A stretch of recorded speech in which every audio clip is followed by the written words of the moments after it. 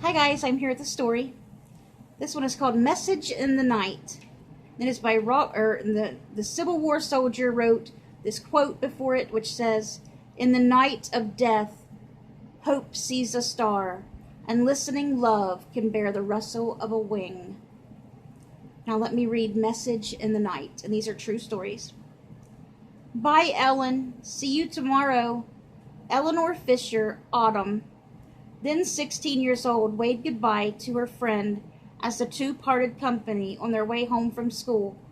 The girls were part of a group who walked daily to West Division High School in Milwaukee in the late 1920s. Ellen Harris, eligible to be school valedictorian, was their acknowledged princess, the only daughter of elderly, doting parents. Everyone admired her petite blonde beauty, but today Eleanor thought Ellen looked a little pale.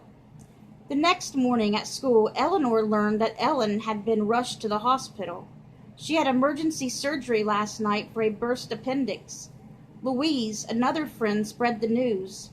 "Will she be okay?" Eleanor asked, shocked. "Sure, we'll visit her when she's feeling better."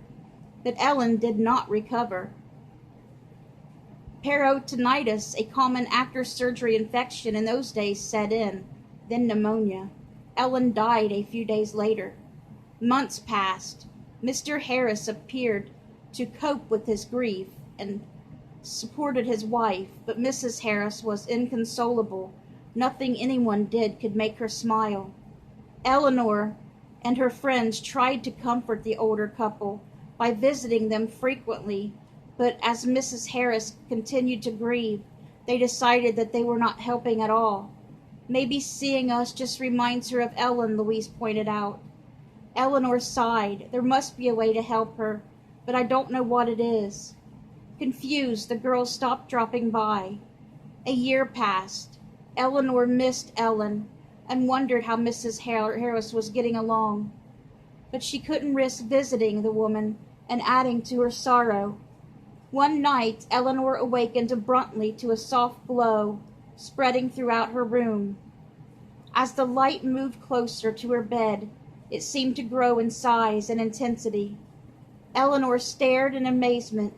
In the middle of the warm radiance stood a lovely young girl, dressed in a flowing white gown and smiling at her. It was Ellen. Oh, was she dreaming? But no, the light was real.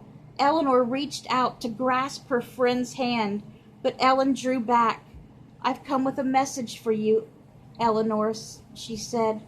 Although her words were serious, she seemed radiant with joy. "For me?" Eleanor was awestruck but not afraid. "Yes," the girl went on. "Thank you for being so kind to my parents. Please tell my mother I love her and not to cry for me any longer. Tell her I'm very happy in heaven."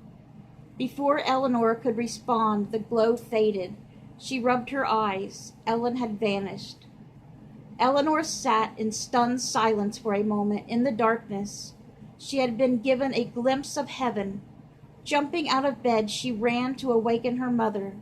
"You must visit Ellen's mother and give her that message," Eleanor's mother told her. Would Mrs. Harris believe her?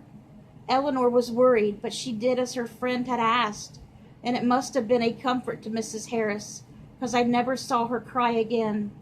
Ellen's mother was active and productive until her death many years later, when she was reunited with the daughter who had sent her a comforting message long ago.